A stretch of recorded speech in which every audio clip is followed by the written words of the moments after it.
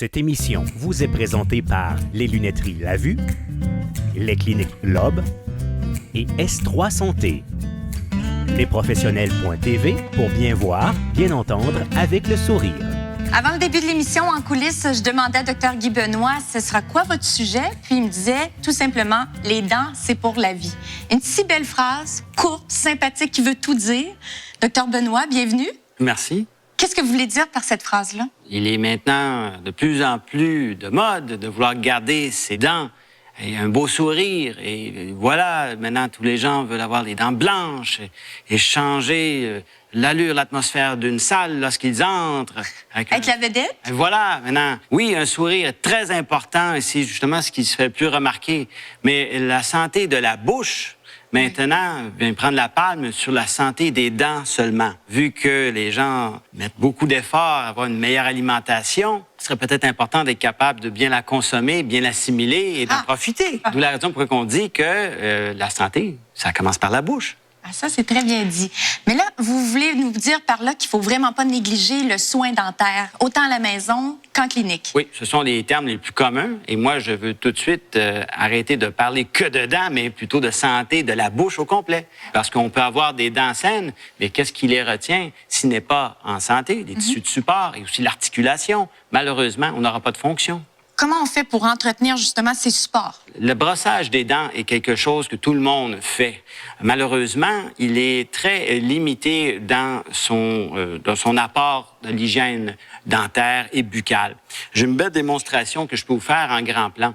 Un dentiste avec une brosse à dents. Et voilà! Et voilà. Donc, j'ai ici cette brosse à dents pour vous montrer. Je suis en mesure de vous dire qu'est-ce qui sont les mouvements usuels et qui sont enseignés même aux écoles. De brosser les dents dans cette surface-ci, la surface d'un côté, la surface de l'autre, et de le faire partout. On a vraiment la prétention et la croyance qu'on a bien lavé notre bouche. Malheureusement, il est faux. Parce que si, voyez-vous, j'enlève cette dent, on peut voir qu'il y a également un quatrième et un cinquième côté à ces dents et qui, malheureusement, la brosse à dents ne peut jamais rejoindre. Alors, de vous avancer, ma chère, que lorsqu'on se brosse les dents et on ne se passe pas la soie dentaire, on ne fait que laver la moitié de sa dentition. Et justement, Taina, j'ai une belle photo pour indiquer à nos téléspectateurs... Une belle photo? Oui, en effet, voilà. Alors, c'est pour indiquer, faire un comparable, voyons-nous. Si quelqu'un veut voir à l'hygiène de sa bouche avant peut-être de voir à son hygiène corporelle prendre sa douche, a priori, on commence habituellement à passer la soie dentaire. Et si on décide de ne pas le faire, de se brosser les dents, on va être conséquent. Et comme cet homme-là, on va prendre notre douche, mais seulement un côté. Mais c'est un exemple très visuel. Voilà. On comprend bien. C'est surprenant. Je m'attendais à peut-être un côté jauni d'un sourire, puis l'autre côté parfait, blanc, mais finalement, c'est très démonstratif. Et voilà. Et de vous avancer que plus de 90 des caries que j'identifie sont entre les dents parce que malheureusement, la brosse ne peut pas l'atteindre. Alors, je vais être très clair de vous avancer que si on est trop fatigué avant d'aller se coucher le soir, ben voyons, si on a décidé finalement, si on a l'énergie de faire un des deux, la brosse à dents, vous allez la laisser de côté et c'est ça qui va compter en premier. Voilà. Et je vous montre rapidement une technique aisée. On se doit de pas faire l'erreur commune d'en prendre seulement qu'un petit brin de tout simplement transposer la plaque dentaire partout. Au même titre, on ne prendrait pas un mouchoir pour se moucher 20 fois. Voilà. Donc, on va prendre cette soie dentaire. On va en prendre à peu près cette longueur et on va l'enfiler sur les deux doigts les plus longs de façon à nous garder une paire de pinces dans chacune de nos mains et bien pouvoir manipuler cette soie. Et si je peux maintenant simplement vous montrer avec cet appareil-ci, vous voyez comment long que j'en prends. Donc, il est très important de bien entourer la moitié d'une dent, vraiment en épouser le côté, de façon à bien nettoyer au complet la surface et non pas qu'une partie. Au même titre comme nous sommes là, on va envoyer le fil dentaire de l'autre côté, entourant la moitié, encore une fois, de l'autre dent, et on vient de nettoyer. Maintenant, ça, il ne faut pas le réutiliser.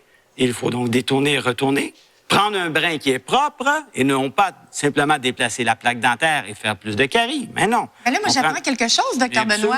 Absolument. Voilà, l'instruction de ce soir peut peut-être faire en sorte que la majorité des gens vont conserver leurs dents. Donc, les petits appareils, là, les petits trucs là, qui sont longs comme ça, avec un petit pont, qu'il y a ça long de soie dentaire. Le premier usage. Un par dent. Exactement. OK, ça en prendra un peu Alors, trop. on en fait plusieurs. Bon. Budget. Budget. Alors, la soie dentaire, vraiment l'allié principal pour conserver ses dents et sa fonction que je pourrais discuter avec vous tantôt. Pourquoi la soie dentaire, c'est l'ennemi? Parce que les gens, malheureusement, n'ont pas eu l'instruction suffisante pour qu'ils deviennent à l'aise et qu'ils en fassent une routine. Nos mères ont été des bonnes mères. Ils nous ont bien dit, lavez-vous entre les orteils, en arrière des oreilles, brossez-vous les dents, mais jamais, jamais est-ce qu'ils ont eu l'information de nous dire, lavez-vous entre les dents.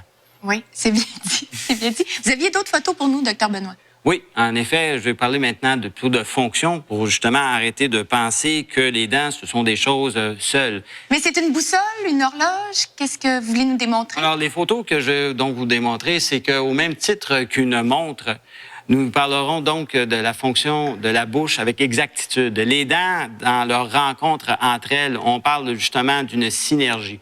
Lorsqu'on parle d'une rencontre dents, le mot particulier, on l'appelle occlusion, est en relation aussi avec les articulations.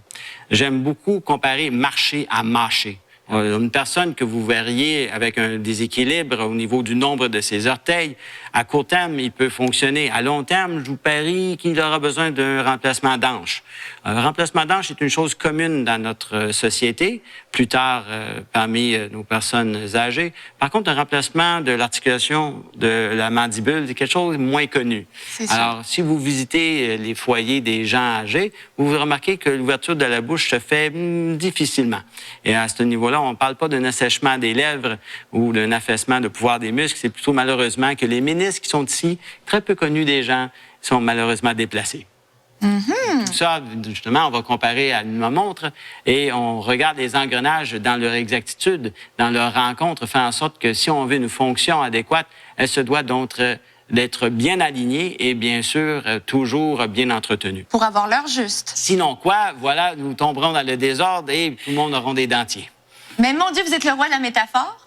On essaye de bien imager parce que la bouche, c'est quelque chose de caché et la santé commence par la bouche. Docteur Benoît, moi, j'avais une question pour vous. Je vous trouve super sympathique. J'aimerais savoir où est-ce que vous pratiquez? Moi, je suis à Longueuil, à la rive sud de Montréal.